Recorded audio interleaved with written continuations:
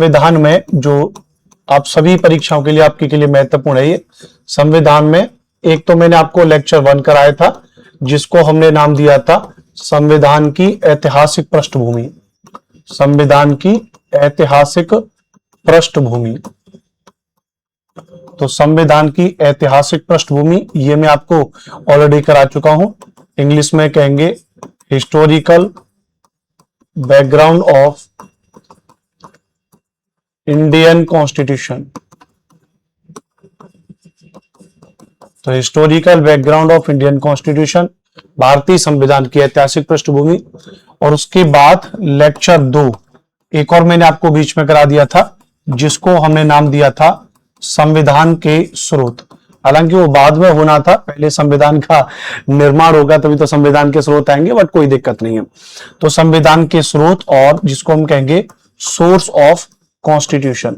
तो हमने आपको बताया था कि कैसे लगभग 10 देशों के संविधान से और हमने बहुत सारे चीजों को अडॉप्ट किया है और उसके आधार पर हमने संविधान के स्रोत हमने लिखे हैं। ठीक है, तो चलिए, तो इससे पहले आप चाहो तो इसको लेक्चर 3 मान सकते हो और आज के टॉपिक को लेक्चर 2 मान सकते हो।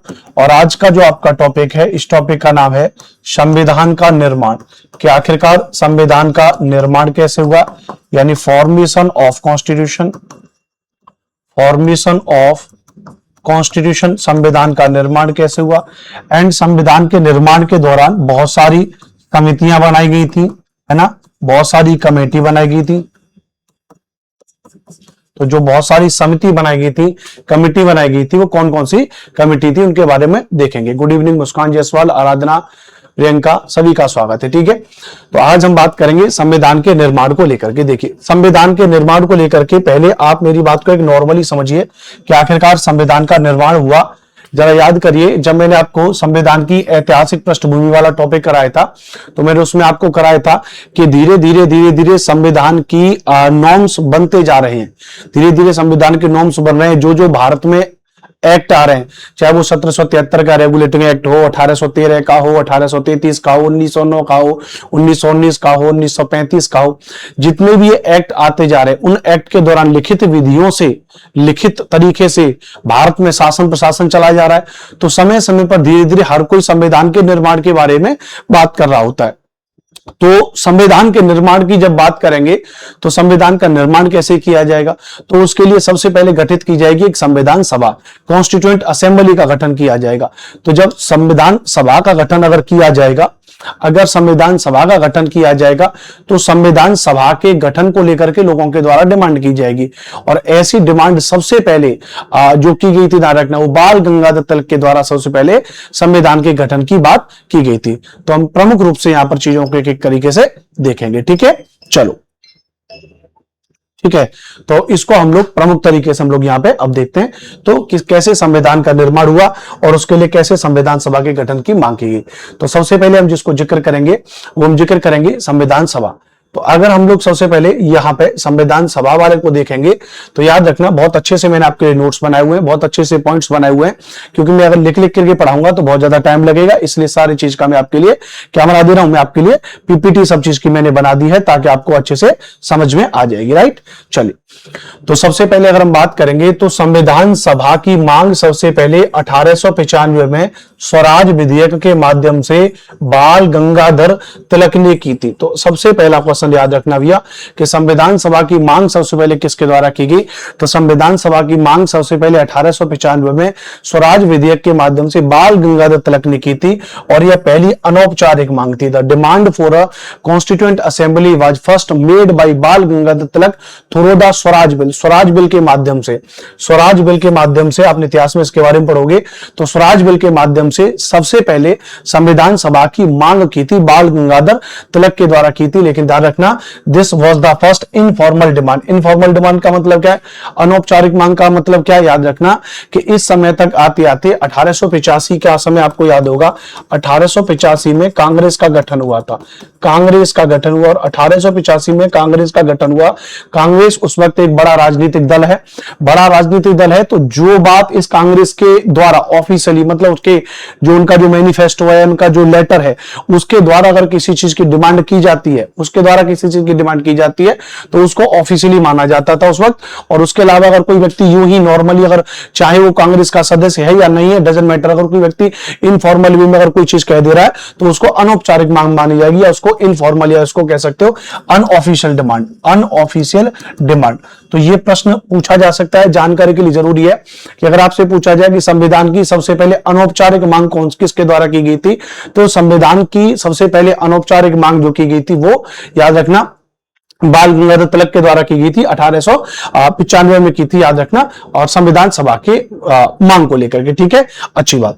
दूसरी बात अगर हम यहां पर समझें, दूसरी बात अगर हम समझें, तो 1922 में महात्मा गांधी ने यंग इंडिया पत्रिका में संविधान सभा की मांग की थी।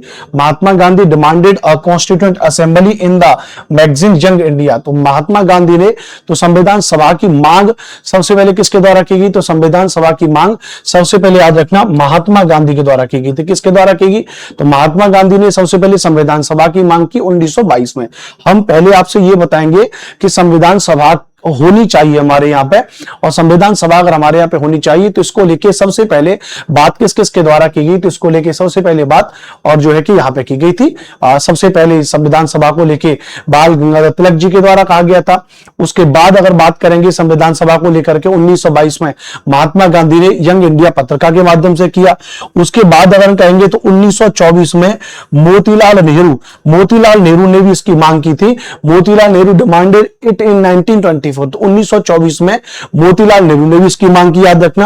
और याद रखना जब मोतीलाल नेहरू ने की थी, याद रखना, और 1928 में फिर संविधान बनाने की दिशा में पहला प्रयास भी मोतीलाल नेहरू के द्वारा किया गया था, नेहरू रिपोर्ट के द्वारा। इन्होंने सबसे पहले नेहरू रिपोर्ट बनाई कि आखिरकार हमारा जो संविधान होगा, संविधान में क्या क्या चीजें होंगी, कैसे कैसे होंगी, तो उसको लेकर के पहला प्रयास किया और उसको लेकर के रिपोर्ट बनाई थी। किसके द्वारा रिपोर्ट बनाई थी, नेहरू रिपोर्ट बनाई थी भाई मोतीलाल नेहरू। जैसे कोई काम करने को कहा जाए और आपसे कहा जाए कि इसको लेकर के आप रिपोर्ट बनाइए, इसको लेकर के आप बेसिक रिपोर्ट्स बनाइए कि इसमें क्या क्या होगा, कैसे कैसे होगा, तो संविधान बनाने की दिशा में याद रखना ये प्रश्न पूछा जाता है कि first attempt towards framing a constitution was made in 1928 through the Nehru report. तो सबसे पहले संविधान बनाने की दिशा में पहला प्रयास किसके द्वारा किया गया था, तो वो किया गया था मोतीलाल नेहरू के द्वारा किया गया था, याद रखना भी है। ठीक है, आप सभी के कमेंट्स का मैं अभी जवाब दूंगा, पहले आप इसको कायदे से पढ़ लीजिए, फिर हम लोग आपके एक एक कमेंट्स का मैं विधिवत तरीके से जवाब दूंगा।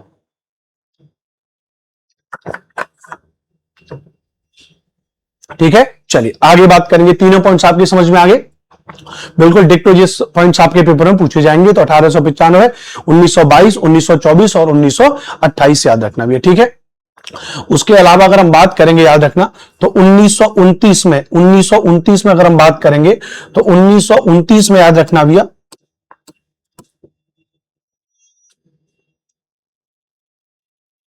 अगर हम 1929 में बात करें तो 1929 में कांग्रेस का आपको पता है लाहौर अधिवेशन हुआ था, आपने इतिहास में ही पढ़ा होगा।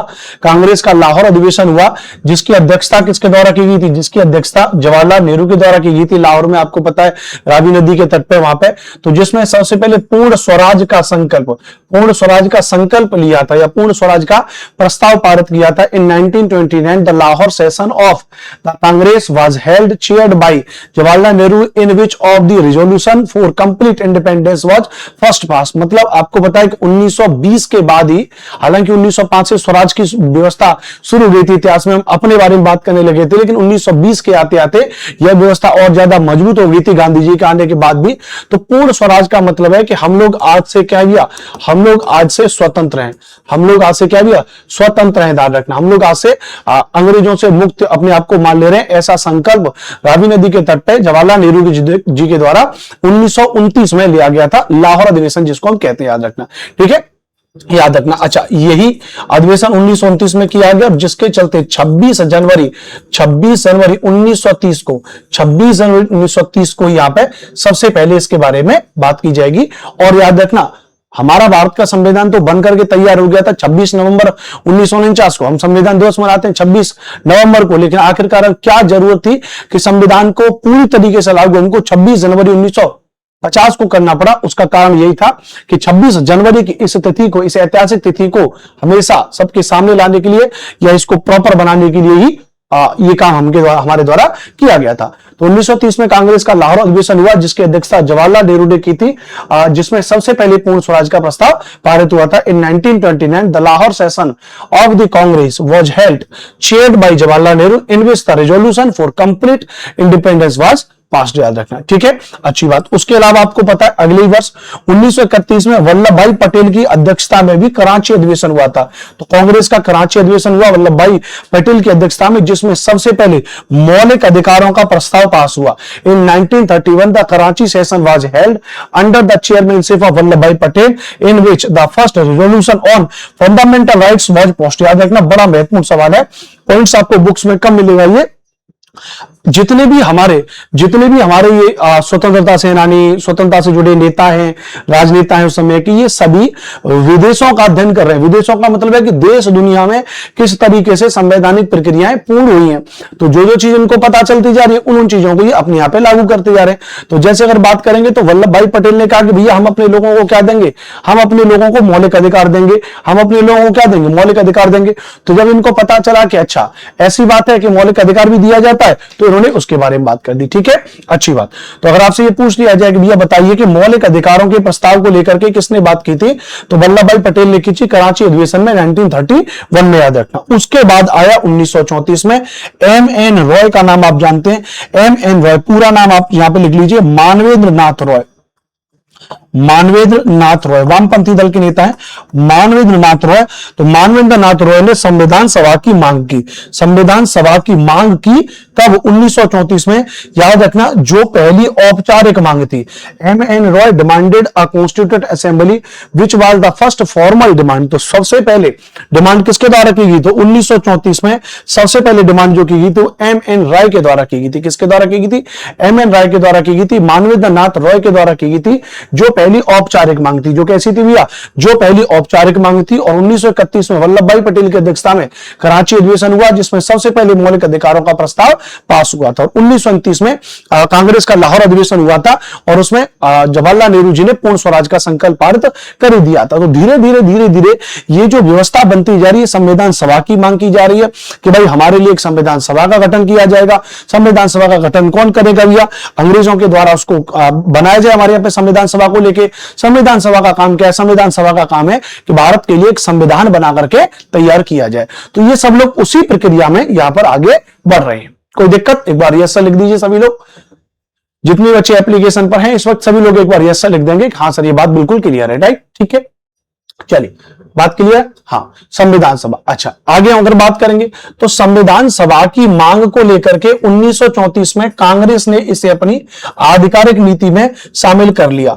The Congress made the demand for a constituent assembly it's official policy in 1934। मैंने आपको क्या कहा था कि जब सबसे पहले 1895 में बाल गंगाधर तिलक के द्वारा जब संविधान सभा की मांग की गई तो पहली अनौपचारिक मांग मानी जाती है, पहली अनौपचारिक मांग मानी जाती है, अनऑफिशियल डिमांड मानी जाती है। लेकिन जब मानवेंद्र नाथ रॉय के द्वारा 1934 में, मानवेंद्र नाथ रॉय के द्वारा जब 1934 में इसकी डिमांड की गई, तो क्योंकि कांग्रेस के बैनर तले इस बात को की गई, तो फिर कांग्रेस ने अपने उस चार्ट में इसको शामिल किया गया, याद रखना। तो 1934 में यह काम हुआ है।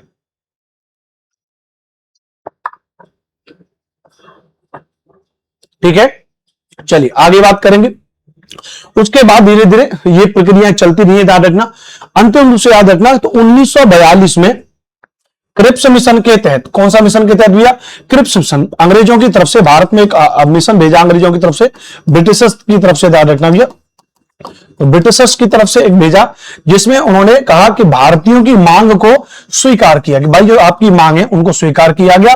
और स्टेफोर्ड क्रिप्स जो इसके अध्यक्ष थे, क्रिप्स मिशन के अध्यक्ष थे स्टेफोर्ड क्रिप्स, उन्होंने कहा कि द्वितीय विश्व युद्ध के बाद भारतीयों को संविधान बनाने की बात कही जाएगी। आपको पता है कि 1939 से लेकर के 1944 तक द्वितीय विश्व युद्ध का दौर रहा था, और द्वितीय विश्व युद्ध का दौर रहा तो 1942 में ब्रिटिशर्स ने कहा, 1942 में ब्रिटिशर्स ने कहा, क्या नेट थोड़ा सा गड़बड़ हो गया था बीच में भी? ठीक है, आई थिंक अभी नेट कुछ गड़बड़ हो गया था कि एक बार बताएंगे? ठीक है, एक बार मैं आपको कंफर्म कर दूं दोबारा से, अगर कुछ बीच में रुका है तो। यानी हमने कहा कि संविधान सभा की मांग को लेकर 1934 में कांग्रेस ने इसे अपनी आधिकारिक नीति में घोषणा कर दी। उसके बाद धीरे धीरे 1942 में अंग्रेजों के द्वारा एक मिशन भेजा गया, जिस मिशन का नाम है, ध्यान रखना भैया, उस मिशन का नाम है क्रिप्स मिशन। उस क्रिप्स मिशन के तहत भारतीयों की मांग को स्वीकार किया गया, और भारतीयों की मांग को स्वीकार किया गया तो स्टीफर्ड क्रिप्स ने कहा कि द्वितीय विश्व युद्ध के बाद उन्होंने कहा कि after the Second World War Indians would be asked to make a constitution. भारतीयों से पूछा जाएगा एक संविधान बनाने को लेकर के। और द्वितीय विश्व युद्ध का समय क्या है, तो द्वितीय विश्व युद्ध का समय आपको याद होना चाहिए कि 1939 से लेकर 1944 में द्वितीय विश्व युद्ध का दौर चल रहा था। लेकिन याद रखना, यहां पर इस वक्त अंग्रेज अपनी वादा खिलाफी के लिए पहले से जाने जाते हैं। अंग्रेज जो है अपनी वादा खिलाफी के लिए पहले ही जाने जाते हैं। तो यहां पे भारतीयों ने कहा कि नहीं साहब, ये सब बेकार की बात है, ये सब बेकार की बात है। इसी समय पर आपको पता है कि अगस्त 1942 में ही, जिसको हम लोग अगस्त क्रांति कहते हैं, महात्मा गांधी ने और जो है कहा भैया कि बिल्कुल डू एंड डाई वाली कॉन्सेप्ट में कहा कि भैया भारत छोड़ो आंदोलन शुरू कर दिया था, जिसके बाद ऑपरेशन जीरो ओवर के तहत गांधी जी को गिरफ्तार भी किया गया था। तो ये प्रक्रिया फिर बहुत तेजी से यहां पे चलने लगी, और धीरे धीरे व्यवस्था आ गई 1946 की। व्यवस्था क्या आ गई भैया, धीरे धीरे व्यवस्था आ गई 1946 की। और जब 1946 की ये व्यवस्था आ गई, तो इसी 1946 की व्यवस्था में क्या हुआ भैया, संविधान बनाने को लेकर के क्या काम हुआ 1946 में, तो 1946 में कैबिनेट मिशन भारत आया। क्या भैया, 1946 में कैबिनेट मिशन ने संविधान सभा के गठन की मांग को स्वीकार कर लिया। इन 1946 the cabinet mission accepted the demand for the formation of constituent assembly. तो संविधान सभा के गठन की मांग को लेकर के कैबिनेट मिशन ने इसकी स्वीकृति दे दी। इस बात को याद रखना भी है, ठीक है, अच्छी बात। लेकिन अब दिक्कत क्या समझिए, यहां पर जब ये 1939 से 1944 का दौर जब चल रहा है, मैं इसको थोड़ा आपको समझाता हूं, बहुत कायदे की चीज आपको समझा रहा हूं, बहुत ध्यान से समझिएगा। किताबों में रेयर केस में चीजें मिलती है, माने रेयर केस का मतलब 2-3 किताबें आपको पढ़नी पड़ेंगी, तब जाके फैक्चुअल डेटा आपको मिलेगा। 1939 से लेकर के 1944 तक का ये दौर है। ये दौर कौन सा है, तो ये दौर है सेकेंड वर्ल्ड वॉर। ये कौन सा दौर है भैया, तो ये दौर है, याद रखना भैया, सेकेंड वर्ल्ड वॉर का दौर है। द्वितीय विश्व युद्ध है। अब ये द्वितीय विश्व युद्ध है, याद रखना भैया, द्वितीय विश्व युद्ध, सेकेंड वर्ल्ड वॉर। अब सेकेंड वर्ल्ड वॉर द्वितीय विश्व युद्ध 1939 से लेकर 1944 तक। याद रखना इस समय ब्रिटेन के प्रधानमंत्री कौन है, इस वक्त ब्रिटेन के प्रधानमंत्री कौन है भैया, तो इस वक्त ब्रिटेन के प्रधानमंत्री विंसेंट चर्चिल कौन है भैया, तो इस वक्त विंसेंट चर्चिल जो है, याद रखना कौन है भैया, तो इस वक्त ब्रिटेन के प्रधानमंत्री कौन है, तो विंसेंट चर्चिल जो है इस वक्त ब्रिटेन के प्रधानमंत्री। और इनकी पार्टी जो है वो पार्टी है कंजर्वेटिव पार्टी, कंजर्वेटिव पार्टी। तो कंजर्वेटिव पार्टी से है, ध्यान रखना। ज्यादातर ब्रिटिश में यानी इंग्लैंड में 2 ही प्रकार की पार्टियां हैं। एक तो आप देखोगे तो ये कंजर्वेटिव पार्टी है, और एक आप देखो तो लेबर पार्टी है। 2 ही पार्टी मुख्य रूप से है, ऐसा नहीं कि वहां बहुत ज्यादा पार्टियां, जैसे हमारे यहाँ पे आप देखो भारत देश में तो बहुत ज्यादा पार्टियों के बारे में बात की जाती है, लेकिन वहां पे ऐसा नहीं है, वहां मुख्य रूप से अगर हम बात करेंगे तो 2 ही प्रकार की पार्टी है, कंजर्वेटिव पार्टी। लेकिन मामला हुआ यूं कि जब विंस्टन चर्चिल प्रधानमंत्री थे, तो जब द्वितीय विश्व युद्ध का समापन कब हुआ, तो द्वितीय विश्व युद्ध 1945 में जब द्वितीय विश्व युद्ध समाप्त हो गया, तो उसके बाद याद रखना 1946 में ही, 1945 के बाद ही शुरू हो गया था। 1946 में हुए चुनाव, 1946 में ब्रिटेन में चुनाव हुए, और ब्रिटेन में जो चुनाव हुए तो सरकार बदल गई। ब्रिटेन में चुनाव हुए, सरकार बदल गई, याद रखना भैया। और यहां पे जो सरकार नई आ रही है, याद रखना, वो है क्लीमेंट एटली की सरकार, याद रखना, लेबर पार्टी की। जब 1945 में जब ब्रिटेन में चुनाव हो गए, और 1945-46 में जब लास्ट में रिजल्ट आया ब्रिटेन में चुनाव का, तो उस वक्त जो, याद रखना, प्रधानमंत्री कौन बन गए यहां पे, तो यहां पे भी नए प्रधानमंत्री बने लेबर पार्टी से प्रधानमंत्री बने, ध्यान रखना। और ये जो नए प्रधानमंत्री हमारे बने, ध्यान रखना, क्लीमेंट एटली साहब, इन्होंने कहा ये भारत की स्वतंत्रता को लेकर के काफी पक्षधर थे, क्लीमेंट एटली। क्योंकि ऑलरेडी आप इतिहास में पढ़ते हो इतनी सारी चीजें कि ऑलरेडी ब्रिटेन में भी बहुत सारे ऐसे भारतीय थे जो वहां पे रहकर के काम भी कर रहे थे और भारत की स्वतंत्रता के लिए भी काम कर रहे थे। तो उन सब की बातों को सुनकर के भारत के प्रति एक अपना अच्छा दृष्टिकोण रखते हुए भी इन्होंने अपने, कहते ना कि जो चुनाव का मैनिफेस्टो है उसमें इन्होंने इस तरह की बातें की। तो बहुत सारे ब्रिटेन में रह रहे भारतीयों ने भी इनकी जीत के लिए कार्य किया। तो क्लीमेंट एटली जो है नए प्रधानमंत्री बने 1946 में फाइनल जाकर के, और जब ये बने, याद रखना भैया, और इनका उद्देश्य था कि जीतने के बाद हम भारत को आजाद कर देंगे, याद रखना। तो जैसे ही जब ये बीते और सबसे पहले अपनी कैबिनेट की बैठक में गए, याद रखना, तो कैबिनेट की बैठक में गए तो सबसे पहले इन्होंने जो पहला मिशन पास किया था, माने जो सबसे महत्वपूर्ण किया, वही था कैबिनेट मिशन प्लान।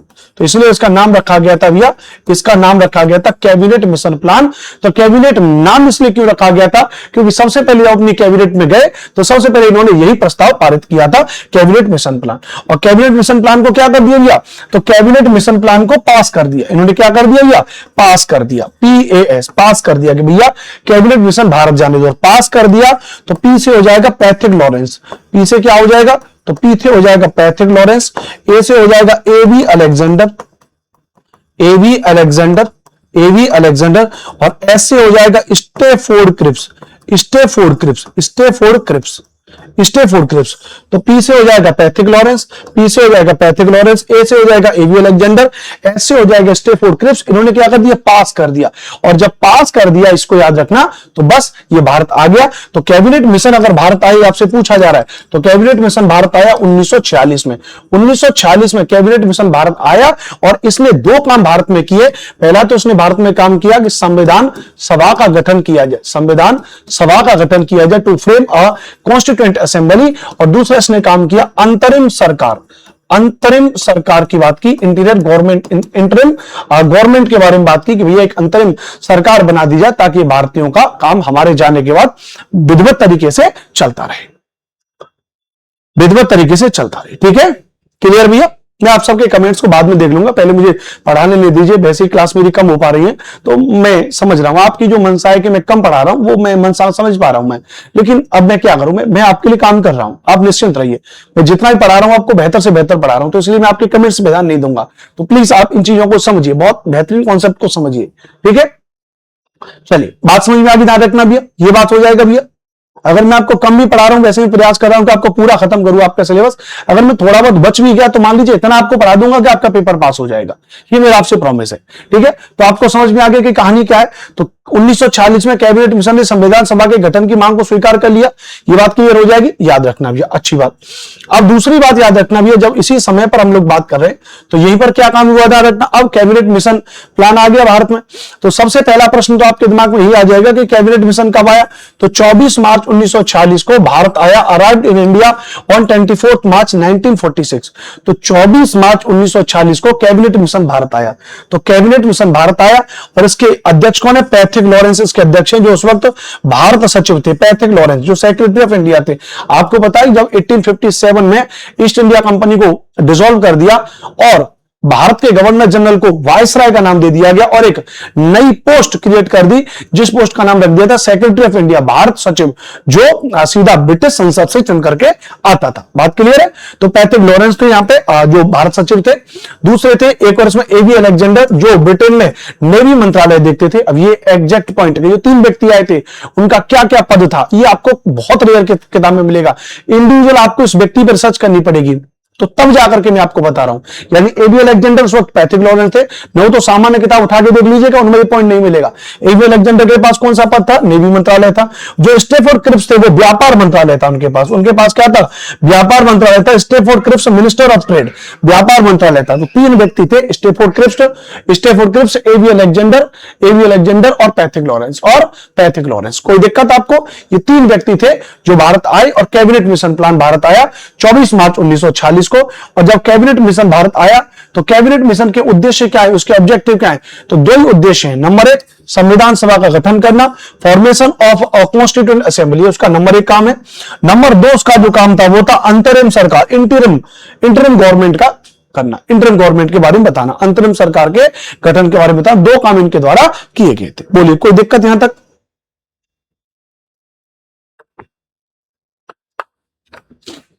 यहां तक अगर कोई भी दिक्कत हो तो बताइए, यहां तक अगर कोई भी दिक्कत हो तो बताइए कि हाँ सर यहां पर कोई भी दिक्कत वाली बात नहीं है।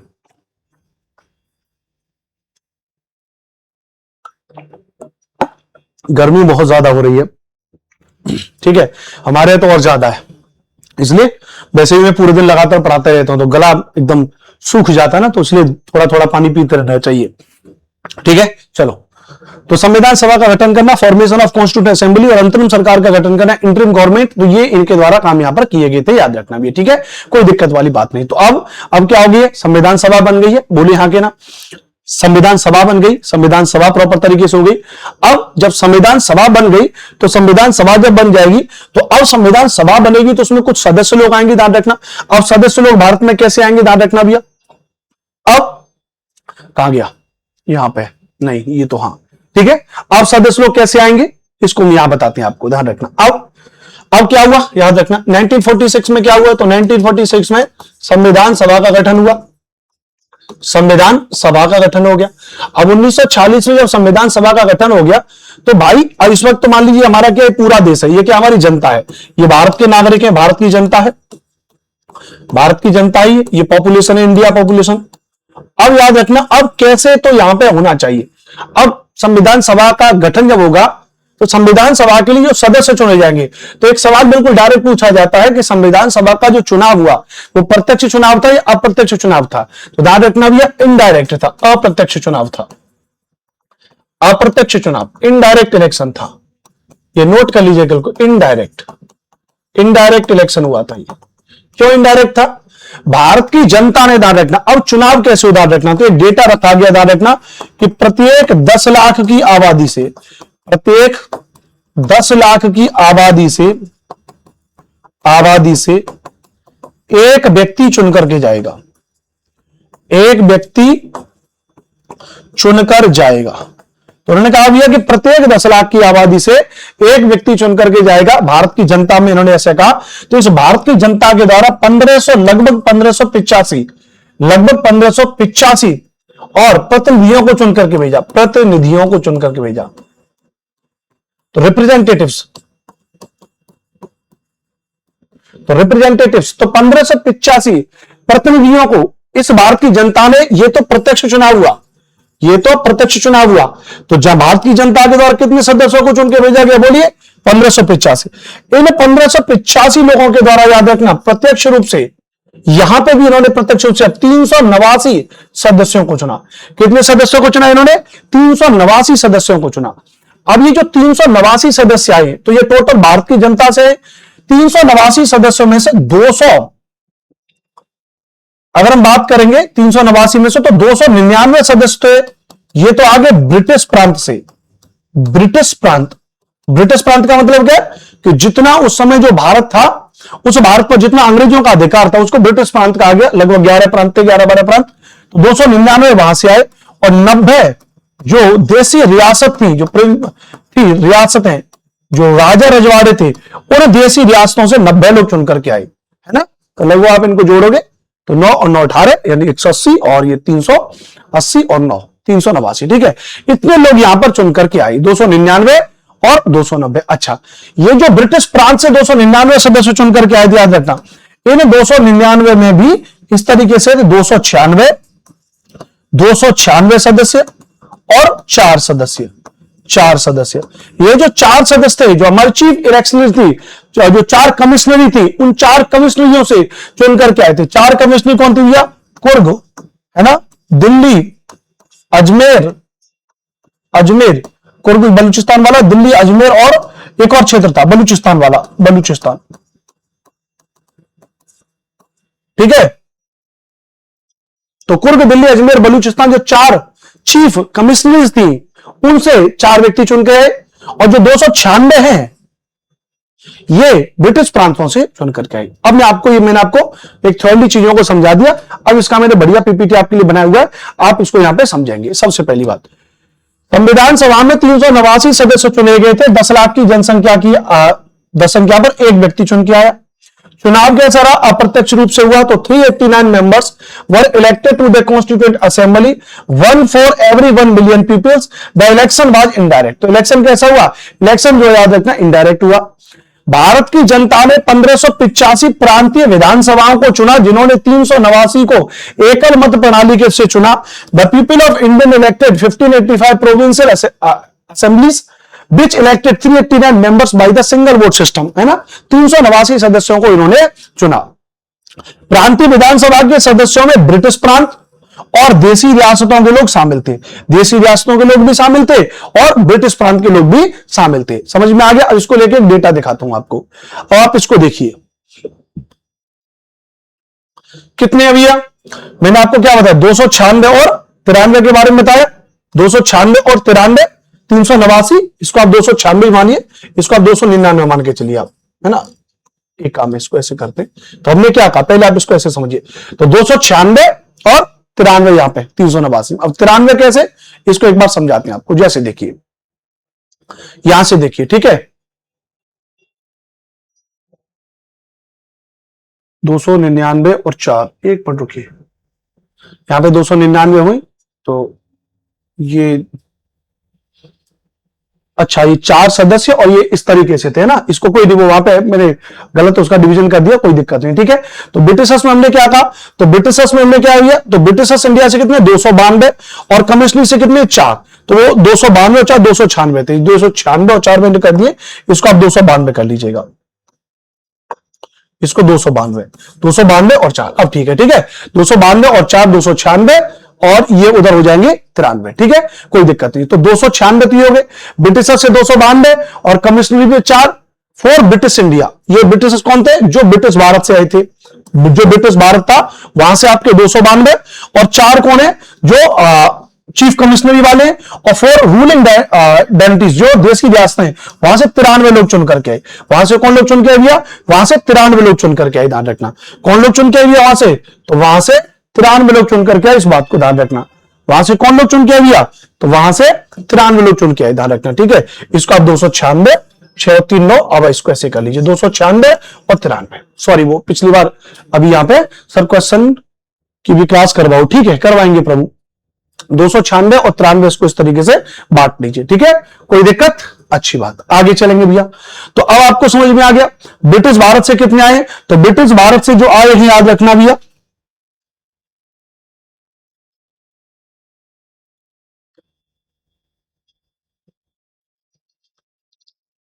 एक सेकंड प्लीज,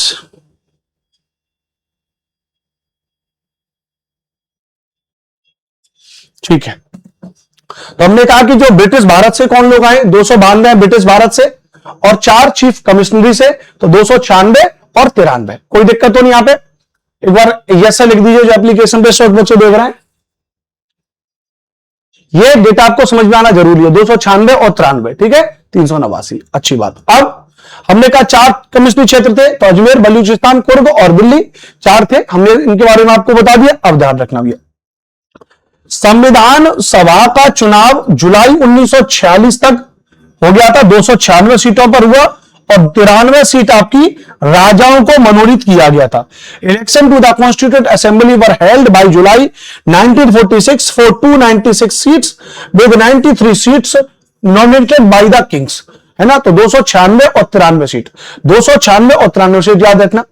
अगर यहां पर बात करेंगे, ये 93 जो देसी रियासतों से चुन के आए 93, ध्यान रखना, उनके बारे में अगर बात करेंगे तो देसी रियासतों में सर्वाधिक प्रतिनिधित्व मैसूर रियासत का था। किनका था, मैसूर रियासत का। यानी इन 93 में सबसे ज्यादा प्रतिनिधित्व किसका था, तो सबसे ज्यादा जो प्रतिनिधित्व था, वो सबसे ज्यादा प्रतिनिधित्व किसका था, तो मैसूर रियासत का था। 7 सदस्य यहां पे मैसूर रियासत से चुन करके आए थे, याद रखना भैया। उसके अलावा बात करेंगे, पूछा जाएगा सवाल कि हैदराबाद का कोई भी प्रतिनिधि शामिल नहीं था। No representative from Hyderabad was included. Hyderabad का कोई भी रिप्रेजेंटेटिव शामिल नहीं था, याद रखना। हैदराबाद का कोई भी रिप्रेजेंटेटिव क्या नहीं था भैया, शामिल नहीं था, याद रखना भैया, ठीक है। प्लीज पानी भिजवा दीजिए ठंडा, ठीक है, आप आइए, ठीक है, समझ में आ गया भैया। आगे चलेंगे, याद रखना भैया। दूसरी बात याद रखना भैया, संविधान सभा के लिए हुए चुनावों के परिणाम जुलाई और अगस्त 1946 में हुआ था, ध्यान रखना भैया। हो गए चुनाव। अब चुनाव जब हुए, सबसे पहले 296 सीटों के लिए चुनाव हुए। अब 296 सीटों के लिए अगर चुनाव हुए तो कांग्रेस को कितनी सीट प्राप्त हुई, 208 सीट प्राप्त हुई कांग्रेस को। कांग्रेस को कितनी सीट प्राप्त हुई, कांग्रेस को 208 सीट प्राप्त हुई। मुस्लिम लीग को 73 सीट प्राप्त हुई। उसके अलावा याद रखना भैया, 7 छोटे छोटे दल थे, 7 छोटे छोटे दल थे, 1 2 3 4 5 6 7, 7 छोटे छोटे दल थे अपने, जिनको एक एक सीट प्राप्त हुई, जिनके नाम भी मैंने लिख दिए। अब आपको उतना जानने की जरूरी नहीं है, पर होता है ना किसी किसी बालक में, कहते ना चुल्ल होती है किसी किसी बालक में, पूछ लेता है गुरुजी जो 7 छोटे छोटे दल थे उनके नाम बताओ। बड़ा गड़बड़ है भाई साहब। तो मैंने यार वो भी लिख दिए, Unionist party, Unionist Muslim party, Unionist schedule caste, कृषक प्रजा party, schedule caste federation, Sikh non Congress, communist party. ये आपकी 7 पार्टी थी जो एक एक सीट उनको यहां पर प्राप्त हुई थी। इंडिपेंडेंस पार्टी थी, स्वतंत्र पार्टी थी, जो थी भैया 8 आपकी। जो कितनी थी भैया? 8 आपकी स्वतंत्र पार्टी थी। कुल मिला के अगर हम देखेंगे तो 296 सीट आपको प्राप्त हुई। कुल मिला के अगर हम देखेंगे तो कितनी प्राप्त हुई है? तो 296 प्राप्त हुई। कितनी प्राप्त हुई है याद रखना? 296 प्राप्त हुई, इस बात को याद रखना। टोटल कितनी होगी भैया? 296 हो गई, याद रखना। अब बताओ यहां तक अब कोई दिक्कत तो नहीं भैया? 296 आपको क्लियर हो गया? तो अब लेकिन मुद्दे की बात ये याद रखना, सबसे अधिक किसको प्राप्त हुई? कांग्रेस को प्राप्त हुई। कितनी है? 208। अब 208 जब कांग्रेस को प्राप्त हुई तो यहां पर याद रखना एक हमारे व्यक्ति है अंग्रेज अधिकारी ग्रेनविल ऑस्टिन, उनका नाम दे रहा है Granville Austin. Granville Austin, Granville Austin ने कहा भैया कि कांग्रेस ही संविधान है, संविधान ही कांग्रेस, या संविधान ही भारत, कांग्रेस ही भारत है, भारत ही कांग्रेस। इस तरीके से एक स्टेटमेंट पेश कर दिया। इस स्टेटमेंट को लोग अलग अलग तरीके से पेश कर देते हैं। जैसे उन्होंने कहा कि संविधान कांग्रेस ही संविधान सभा है और संविधान सभा ही कांग्रेस। अब इसको कुछ लोग कहते हैं कि भैया कांग्रेस ही संविधान सभा है और संविधान सभा ही भारत। इस तरीके से लाइन को अलग अलग तरीके से कर देते हैं, ठीक है। अच्छा, ये जो 8 थे इनके बारे में तो आपको क्लियर हो गया। ये जो 8 सदस्य थे, ये 8 कौन थे? इंडिपेंडेंट पार्टी थे, स्वतंत्र थे, किसी निर्दलीय थे। अब ये है ध्यान रखना, वो ग्रेनविल ऑस्टिन, इन्होंने किताब लिखी थी the Indian constitution. The Indian constitution एक बुक भी लिखी थी, हो सकता है कि ये कभी आपकी परीक्षा में पूछ ली जाए। तो किताब लिखी थी द इंडियन कॉन्स्टिट्यूशन, और उसमें इन्होंने कहा था, ध्यान रखना, ग्रेनविल ऑस्टिन का स्टेटमेंट था कांग्रेस संविधान सभा है तथा संविधान सभा ही कांग्रेस। कांग्रेस संविधान सभा है, संविधान सभा ही कांग्रेस। क्योंकि भाई सबसे ज्यादा सीट किसको प्राप्त हुई? कांग्रेस को। मुस्लिम में यहां पे गड़बड़ा गए भाई साहब। चुनाव में मुसलमानों को सीट कम होने पर मुस्लिम लीग ने कहा कि हमें अलग संविधान सभा चाहिए। मुस्लिम लीग ने कहा कि भैया हमें क्या चाहिए? हमें अलग संविधान सभा चाहिए। और फिर मुस्लिम लीग हमारी संविधान सभा से हट गई। तो संविधान सभा में टोटल कितने सदस्य थे भैया? तो फिर जब हट गई तो 299 बचे। 299 संविधान सभा से जब मुसलमान हट गए तो 299 बचे। 299 229 तो बचे ब्रिटिश प्रांत वाले, ब्रिटिश प्रांत से, और 70 बचे देसी रियासतों से। 70 कितने बचे? देसी रियासतों से। यानी टोटल कितने थे? 389। 389 में तो 300 बचे, एक यहां बचे 90 सीट कहां चली गई? डायरेक्ट मुस्लिम लीग के पास चली गई, मुस्लिम लीग के पास। तो 90 सीट किसके पास चली गई? मुस्लिम लीग के पास चली गई। टोटल कितनी बची? 299। अब 299 में 229 प्लस 70। अब हमें किससे मतलब हो गया? हमें इस 299 से मतलब होगा, याद रखना। हमें किससे मतलब होगा? तो हमें याद रखना भी 299 से मतलब होगा, याद रखना भैया। बताइए बताइए, कोई दिक्कत हो तो।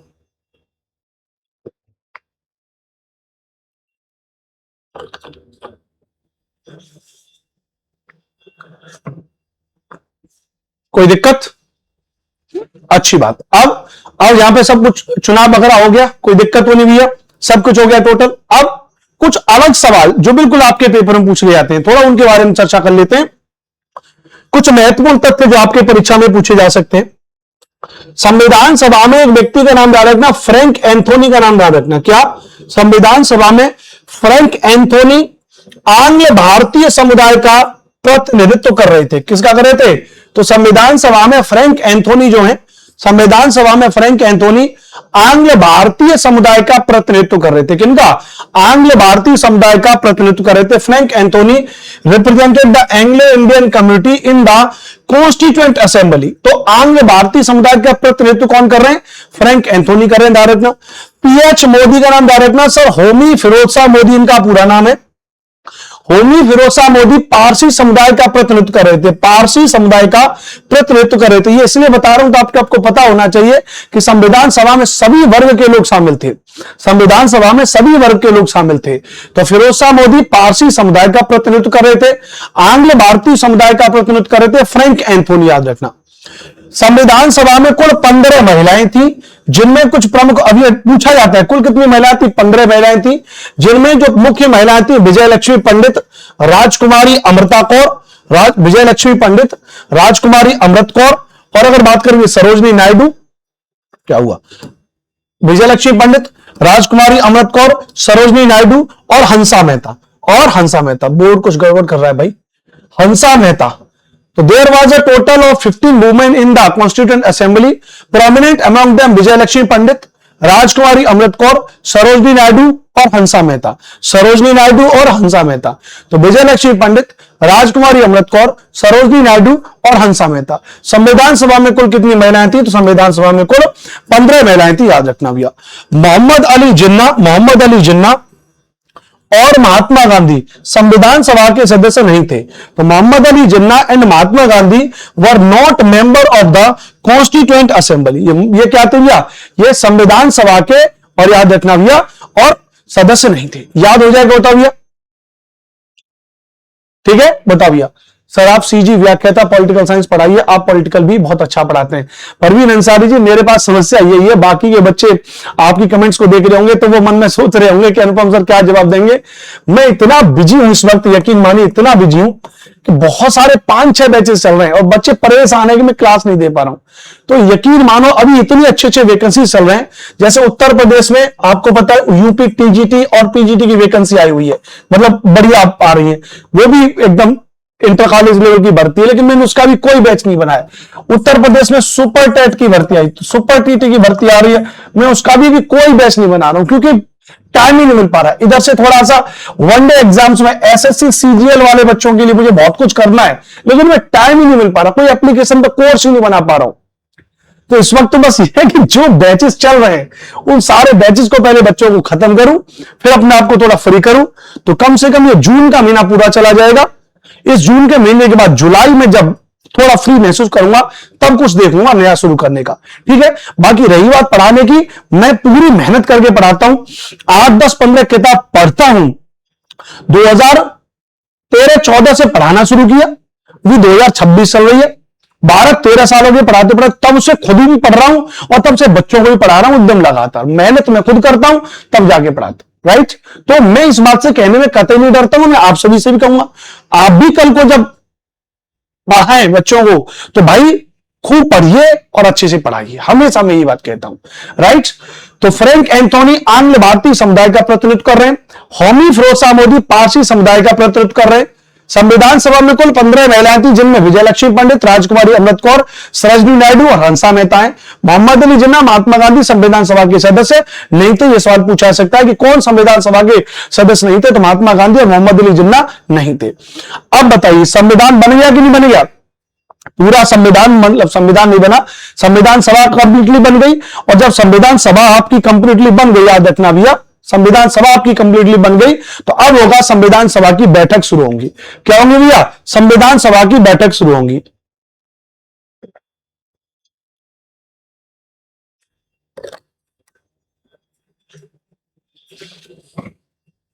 संविधान सभा की बैठक अब क्या होंगी भैया, शुरू होंगी। अब हम किसके बारे में बात करेंगे, संविधान सभा की बैठक के बारे में बात करेंगे। आपको पढ़ाते पढ़ाते भूल ही गए, हमारी चाय रखी है, चाय पीना चाहिए। वाह, बढ़िया चाय बनी है। तो अब संविधान सभा की याद रखना, सबसे पहली बैठक हुई 9 दिसंबर 1946 को। संविधान सभा की सबसे पहली बैठक कब हुई, तो संविधान सभा की सबसे पहली बैठक हुई 9 दिसंबर 1946 को। सबसे पहली बैठक हुई 11 बजे दिल्ली के सेंट्रल हॉल में हुई, जिसमें 207 सदस्यों ने भाग लिया, जिसमें 207 सदस्यों ने भाग लिया। अच्छा, एक इंपोर्टेंट अनाउंसमेंट है। अनाउंसमेंट क्या मतलब आप सभी को मुझे बताना है कि निश्चित तौर पर आप बहुत सारे बच्चों को जानते होंगे।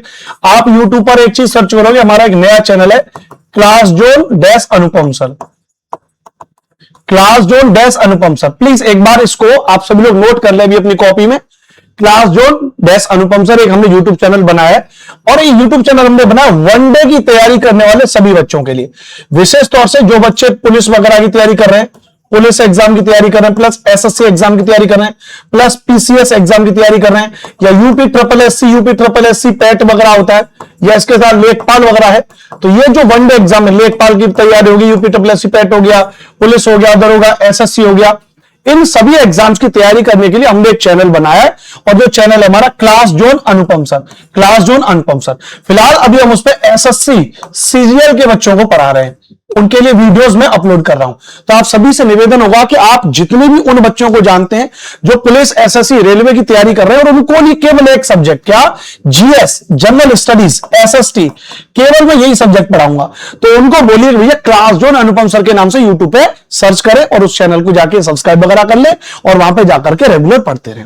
आई होप आप इतना मेरा समर्थन कर देंगे, ठीक है। चलो, तो अब संविधान सभा की पहली बैठक हुई महोदय, और पहली बैठक जब हुई, पहली बैठक में आराम से चाय समोसा हुए 11 बजे दिल्ली के सेंट्रल हॉल में, और 207 सदस्यों ने भाग लिया।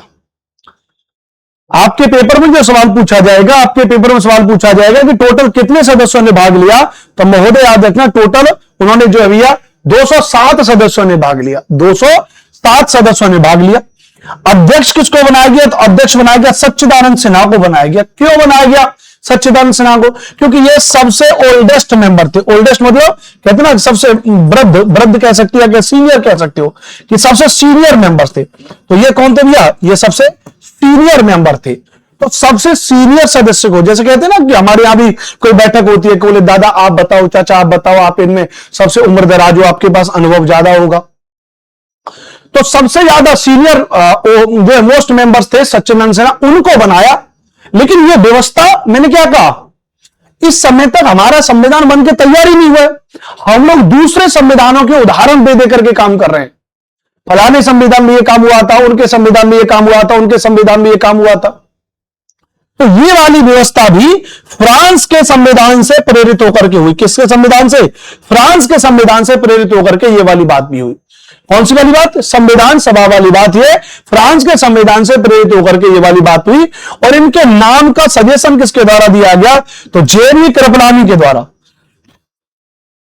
इंपोर्टेंट बात क्या हो जाएगी, जेबी कृपलानी के द्वारा इनके नाम का सजेशन किया गया। और इस वक्त उपाध्यक्ष बनाए गए थे हरेंद्र कुमार मुखर्जी। कुमार ये KUMA वाले कुमार नहीं है, याद रखना, ये भी बड़ा इंग्लिश में लिखने वाले बच्चे कहते थे। हरेंद्र कुमार, कुमार मतलब जो होते ना कुंवर राजकुमार वगैरह टाइप के जो होते हैं, उस वाली स्पेलिंग में इनका नाम आता है ना, उस वाली स्पेलिंग का इनका नाम आता है। इस बात को ध्यान रखना भैया, ठीक है। चलिए, संविधान वाला मैटर बड़ा डिफिकल्ट लगता है सर जी, उस पर क्वेश्चन करा दीजिएगा, बिल्कुल करा देंगे, चिंता ना करिए। तो संविधान सभा की बैठक में हमने कहा उपाध्यक्ष कौन है, हरेंद्र कुमार मुखर्जी हैं। फ्रांस के संविधान से प्रेरित होकर यह काम किया है। इनके नाम का सुझाव जेबी कृपलानी ने दिया है। अध्यक्ष है इनके सच्चिदानंद सिन्हा। 9 दिसंबर 1940 को पहली बैठक 11 बजे दिल्ली के सेंट्रल हॉल में हुई, जिसमें 207 सदस्यों ने भाग लिया। जिसमें 207 सदस्यों ने भाग लिया, याद रखना। जिसमें क्या भाग लिया, 207 सदस्यों ने भाग लिया, याद रखना, याद कर लीजिएगा बिल्कुल। कहां पे हुई, दिल्ली के सेंट्रल हॉल में। कितने सदस्यों ने भाग लिया, 207 सदस्यों। अध्यक्ष किसको बनाया गया, सच्चिदानंद सिन्हा को। क्यों बनाया गया, फ्रांस के संविधान का उदाहरण लेकर के अध्यक्ष हरेंद्र कुमार मुखर्जी, सजेशन दिया जेबी कृपलानी ने। 9 दिसंबर 1940। उसके बाद आएगी भैया 11 दिसंबर 1940 को संविधान सभा की क्या हुई, दूसरी बैठक हुई। संविधान सभा की क्या हुई, दूसरी बैठक हुई, याद रखना भैया। सेकंड टाइम और जो है मीटअप हुआ इनका। इनमें परमानेंट अध्यक्ष बनाए डायरेक्टर डॉक्टर राजेंद्र प्रसाद को। यहां पे अध्यक्ष किसको बनाया गया, संविधान सभा की जो दूसरी बैठक हुई उसमें अध्यक्ष किसको बनाया गया, तो उसमें अध्यक्ष बनाया गया डॉक्टर राजेंद्र प्रसाद को।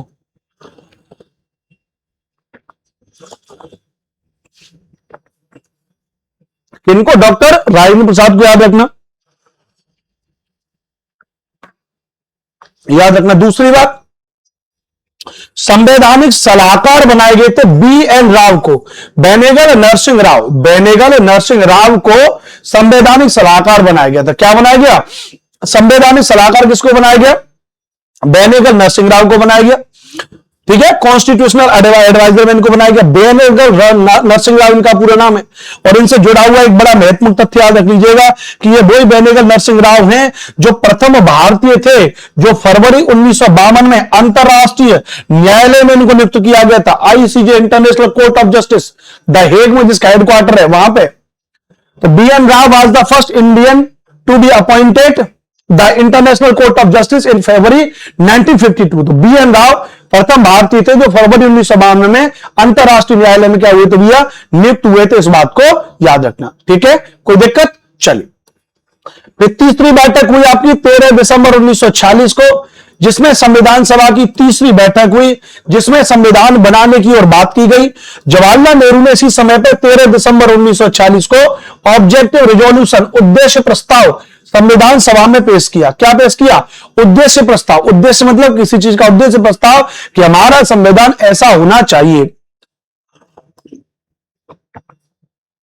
हमारा संविधान ऐसा होना चाहिए, इसकी बात की। और 22 जनवरी 1947 में संविधान सभा में स्वीकार किया गया। संविधान सभा में स्वीकार किया गया। यही उद्देश्य प्रस्ताव बाद में प्रस्तावना का आधार बना। किसका आधार बना भैया? प्रस्तावना का आधार बना। यही उद्देश्य प्रस्ताव बाद में प्रस्तावना का आधार बना। इस बात को याद रखना। क्या बना भैया? प्रस्तावना का आधार बना, याद रखना। कोई दिक्कत तो नहीं भैया? बताइए कि हाँ सर यहां पे कोई दिक्कत वाली बात नहीं है।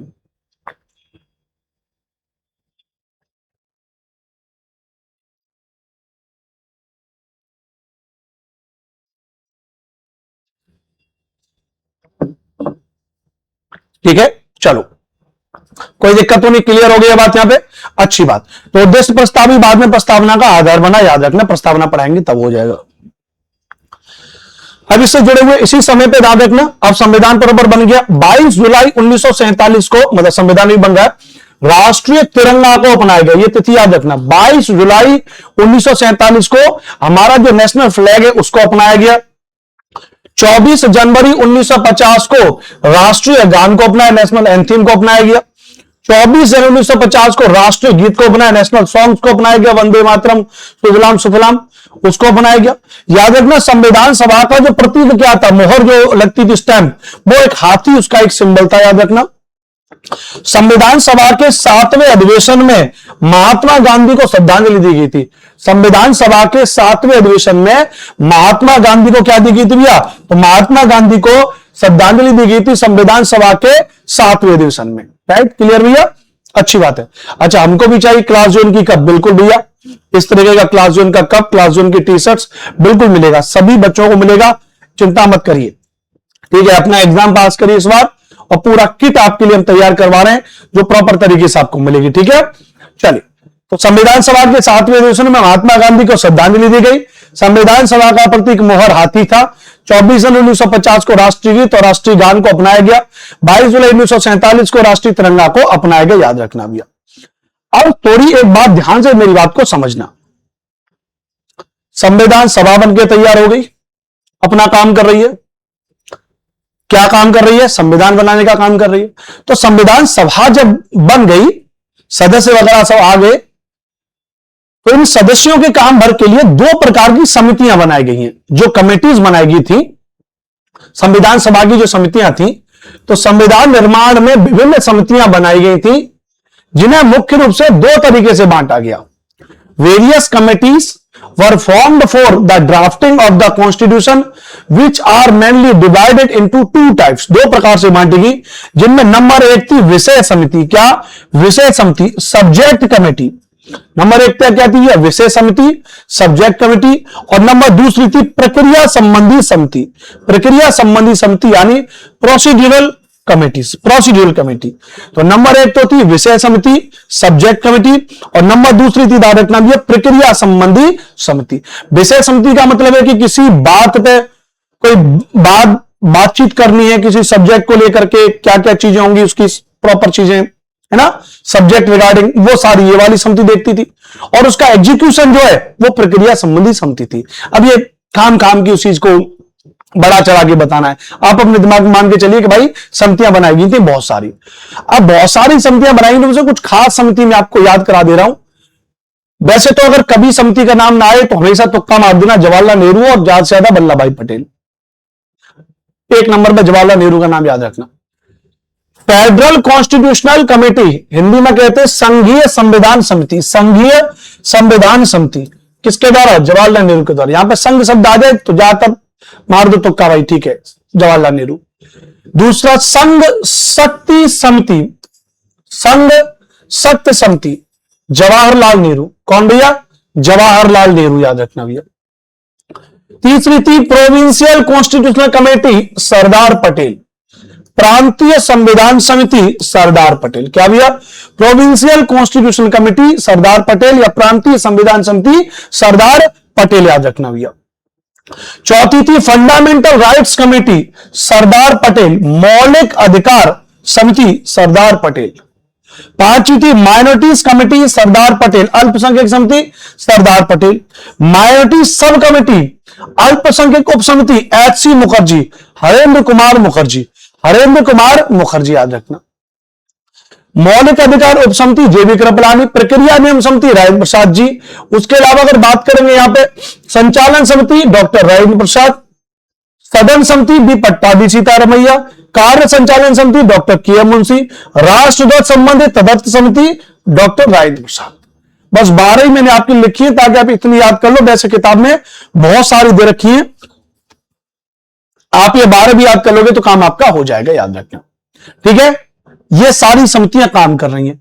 अब इन्हीं समितियों में से एक प्रमुख समिति आगे जाकर के बनेगी जिसको हम लोग ड्राफ्टिंग समिति कहेंगे, प्रारूप समिति कहेंगे, जिसके अध्यक्ष बनेंगे भीमराव अंबेडकर जी। कैसे? समझिएगा। भारत के संविधान के सलाहकार किसको बनाया गया था, जरा कमेंट करिए। बेनेगल नरसिंह राव। याद है, भी बताया था मैंने आपको, बेनेगल नरसिंह राव, बी.एन. राव पहले भारतीय थे जो आईसीजे में नियुक्त किए गए थे फरवरी 1952 में। तो भारत के संविधान का प्रथम प्रारूप अक्टूबर 1947 में सबसे पहले बी.एन. राव ने बनाया, जिसमें 243 अनुच्छेद और 13 अनुसूचियां थी। क्या बनाया? सबसे पहला प्रारूप बनाया, ड्राफ्ट बनाया। तो भारत के संविधान का सबसे पहला ड्राफ्ट किसके द्वारा बनाया गया? तो भारत के संविधान का सबसे पहला ड्राफ्ट जो है बेनेगल नरसिंह राव के द्वारा बनाया गया। 243 अनुच्छेद और 13 अनुसूचियां थी। तो the first draft of the Indian constitution was prepared by BN. Rao in October 1947 containing 243 articles and 13 schedules. याद रखना, बी.एन. राव के प्रारूप पर विचार करने के लिए भीमराव अंबेडकर के नेतृत्व में 7 सदस्यों की एक समिति बनाई गई थी, जिसे प्रारूप समिति कहा गया। To consider B N. Rau draft, a 7 members committee was formed under the leadership of Bhimrao Ambedkar, known as the drafting committee, known as the drafting committee. तो बी.एन. राव के प्रारूप पर विचार करने के लिए भीमराव अंबेडकर के नेतृत्व में 7 सदस्यों की एक समिति बनाई गई थी, जिसे प्रारूप समिति कहा गया। भारत के संविधान का प्रथम प्रारूप अक्टूबर 1947 में सबसे पहले बी.एन. राव ने बनाया, जिसमें 243 अनुच्छेद 13 अनुसूचियां थी। इस समिति को, अब ये जो 7 सदस्यों की समिति बनाई गई थी, इसे ही प्रारूप समिति कहा गया। इस समिति को कई अन्य नामों से जाना जाता है। इसी को मसविदा समिति कहते हैं, इसी को ड्राफ्टिंग कमेटी कहते हैं, और इसी को पांडुलेखन समिति कहते हैं। इसी को मसविदा समिति कहते हैं, याद रखना भैया। इस समिति को अन्य नामों से जाना जाता है, मसविदा समिति, इसे ड्राफ्टिंग कमेटी, और इसे ही पांडुलेखन समिति के नाम से जानते हैं। इसे किसके नाम से जानते हैं? पांडुलेखन समिति के नाम से जानते हैं। इस बात को याद रखना भैया, पांडुलेखन समिति के नाम से जानते हैं। कोई दिक्कत बताइए कि हाँ साहब, यहां पे कोई भी दिक्कत वाली बात नहीं है, ये चीजें एकदम से क्रिस्टल क्लियर है, ये पूरे चीजें आपको यहां पे समझ में आ गई है। मसविदा समिति, ड्राफ्टिंग कमेटी और पांडुलेखन समिति, ठीक है। भीमराव अंबेडकर के नेतृत्व में प्रॉपर एक कमेटी बनाई गई थी, इस बात को याद रखना। इस समिति का गठन कब हुआ है? तो 29 अगस्त 1947 को हुआ। This committee was formed on 29 अगस्त 1947। तो इस समिति का गठन कब हुआ? तो इस समिति का गठन हुआ था 29 अगस्त 1947 को। 29 अगस्त 1947 को हुआ, और इसमें कुल 7 सदस्य थे। इसमें कुल 7 सदस्य थे, जिसमें बी.आर. अंबेडकर अध्यक्ष थे, जिसमें बी.आर. अंबेडकर अध्यक्ष थे, जिनका निर्वाचन बंगाल प्रांत से हुआ। जिनका निर्वाचन किससे हुआ?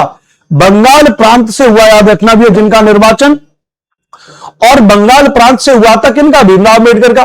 परंतु मैंने क्या कहा, जब मुस्लिम लीग हट गई तो उसके विभाजन के बाद यह क्षेत्र पाकिस्तान में चला गया, और फिर से इनका निर्वाचन हुआ। बंबई से ये चुन करके आए, M.R. जायकर को बिठा करके, एम आर जायकर को बिठा करके ये बंबई से चुनकर के आए, इस बात को याद रखना, बंबई से चुनकर के आए। तो कुल सदस्य 7 थे, बी आर अम्बेडकर अध्यक्ष थे।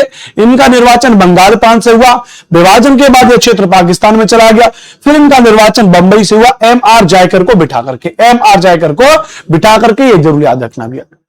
थोड़ा सा भी मैंने लास्ट में स्पीड बढ़ा दी है क्योंकि मुझे चैप्टर आपको फिनिश करना है और बहुत ज्यादा महत्वपूर्ण है। अब वो 7 सदस्य कौन से हैं?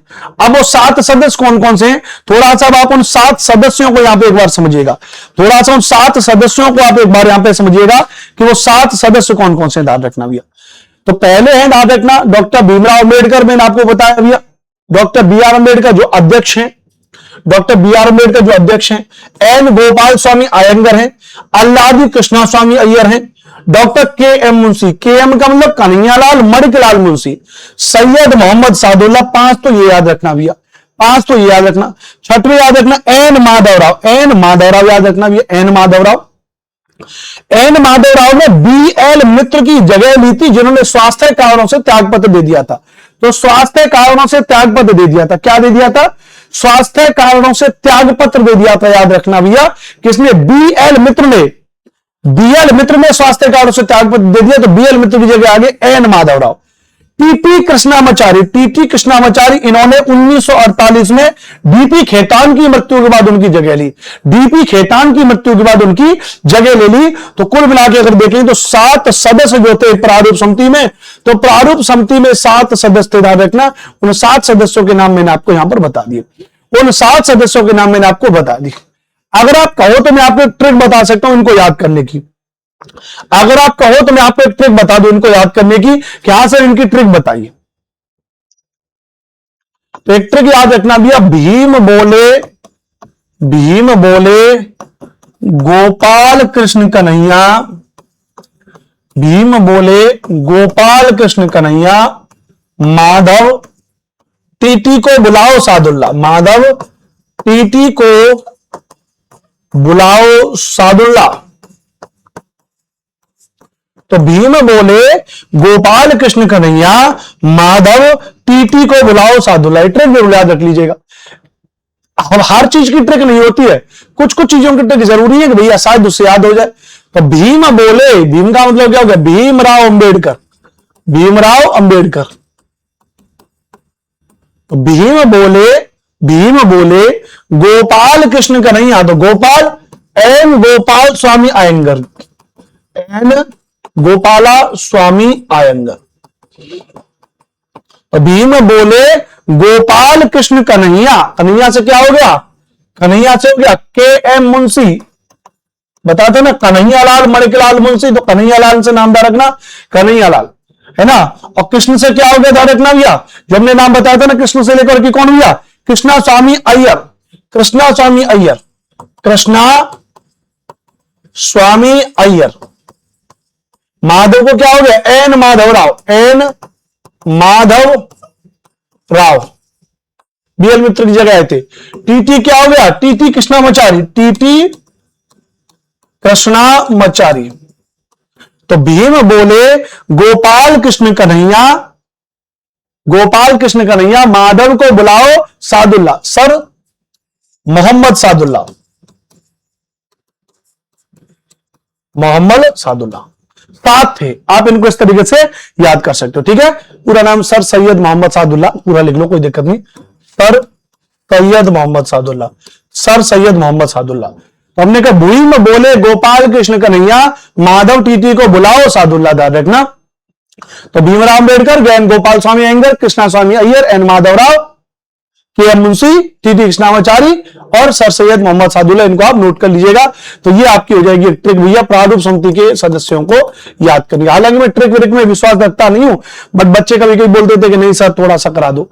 तो भैया इस बात को आपको समझ में आ गया यहां पे, अच्छी बात, ठीक है। एक बड़ा इंपॉर्टेंट पॉइंट नोट कर लीजिएगा, यहां पे छोटा सा पॉइंट में नोट किया है, नोट करके जरूर लिखना कि टीटी कृष्णामाचारी और डॉक्टर के एम मुंशी, कन्हैयालाल मणिकलाल मुंशी, ये कांग्रेस के सदस्य थे। और ये बात मैं आपको क्यों बता रहा हूं, बाकी सभी अलग अलग दलों से थे, कोई निर्दलीय था, कोई अलग अलग तरीके से था, रखना भैया। लेकिन टीटी कृष्णामाचारी और डॉक्टर के एम मुंशी कांग्रेस के सदस्य थे। भैया पूछ लिया जाए कि 7 सदस्यों में से कांग्रेस के सदस्य कितने थे, तो केवल 2 ही थे, टी कृष्णामाचारी और के एम मुंशी, कन्हैयालाल माणिकलाल मुंशी। याद रखना। कोई दिक्कत, कोई तकलीफ, कोई समस्या बताओ, याद रखना भी, ठीक है। चलो, संविधान सभा का वाचन हुआ 3 बार, क्योंकि कुल 114 दिन तक बहस हुई, बातचीत हुई। वाचन का मतलब रीडिंग हुई। पहला वाचन 4 नवंबर 1948 से 9 नवंबर 1948 तक चला, फर्स्ट रीडिंग, पहला वाचन। फिर 15 नवंबर 1948 से लेकर 17 अक्टूबर 1949 तक चला, लगभग 11 महीने। दूसरा वाचन था जो सबसे लंबा वाचन था, 11 महीने तक चला। तीसरा वाचन 4 नवंबर 1949 से 26 नवंबर 1949 तक 22 दिन चला। अंतिम वाचन था, उसी अंतिम वाचन के बाद 26 नवंबर 1949 को संविधान बनकर के तैयार हो गया। संविधान बनकर तैयार हुआ, संविधान बनकर तैयार हुआ। तो 26 नवंबर 1949 को क्या हुआ भैया, संविधान बनकर के तैयार हुआ। और जब संविधान बनकर के तैयार हुआ, इसी दिन याद रखना भैया, इसी दिन आंशिक रूप से संविधान लागू किया गया, आंशिक रूप से संविधान को इसी दिन लागू किया गया। और 26 नवंबर को हम क्या मनाते हैं, संविधान दिवस मनाते हैं। तो संविधान दिवस हम कब मनाते हैं, 26 नवंबर को हम लोग संविधान दिवस मनाते हैं। इस बात को भी आप यहां पे याद रखना भैया। कोई दिक्कत, कोई तकलीफ, कोई समस्या, अच्छी बात भैया। तो हमने कहा भैया कि संविधान सभा 26 नवंबर 1949 को संविधान को अंगीकार किया गया भैया, और आंशिक रूप से संविधान को इसी दिन लागू कर दिया गया। और याद रखना 16 अनुच्छेदों को लागू किया गया, आंशिक रूप से लागू किया गया उसी दिन। तो 16 अनुच्छेद लागू किए गए थे। कुछ तो नागरिकता से संबंधित थे, 5, 6, 7, 8, और उसके अलावा फिर 9, 5, 6, 7, 8, 9, 60। कुछ भाषा से संबंधित है, 324, 366, 367, 79, 80, 88, 91, 92, 93, 94। तो इस तरीके से अगर देखेंगे तो संविधान सभा में 16 अनुच्छेदों को लागू किया गया था। 5, 6, 7, 8, 9, 7, 324, 366, 367, 369, 80, 88, 91, 92, 93 और 94। कोई दिक्कत तो नहीं है, बताओ। 16 अनुच्छेदों को उसी दिन लागू कर दिया गया था।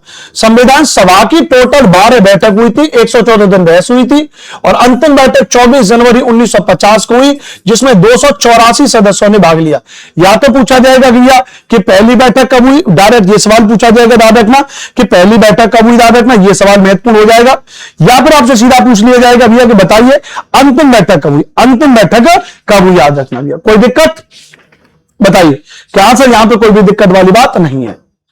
संविधान को बनाने में 2 वर्ष 11 माह 18 दिन का समय लगा।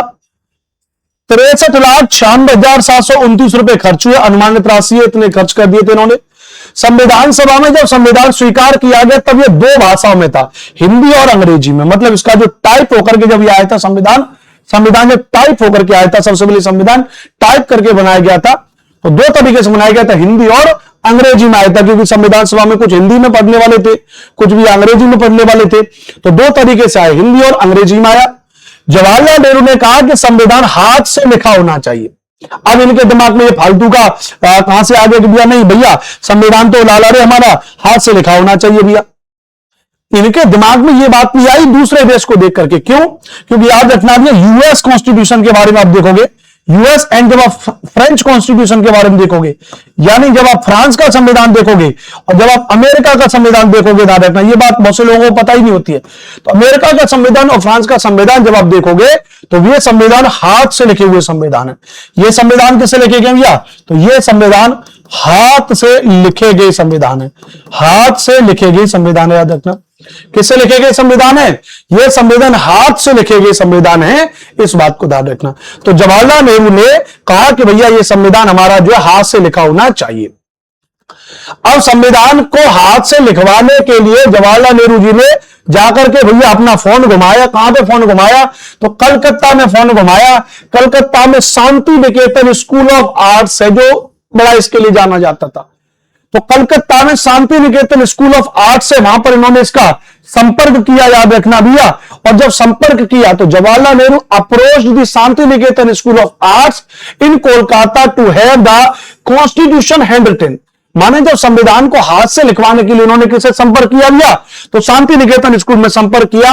ये वही Shanti Niketan school of sports and direct ने जिसको गुरुदेव रविन्द्रनाथ टैगोर के द्वारा बनवाया गया था, रविन्द्रनाथ टैगोर के द्वारा, तो रविन्द्रनाथ टैगोर के द्वारा बनवाया गया था, उनके द्वारा किया गया। कोई दिक्कत? अब जब वहां से पता लगा कि भैया इस काम को करने के लिए एक बड़ा महत्वपूर्ण व्यक्ति है, कौन भैया?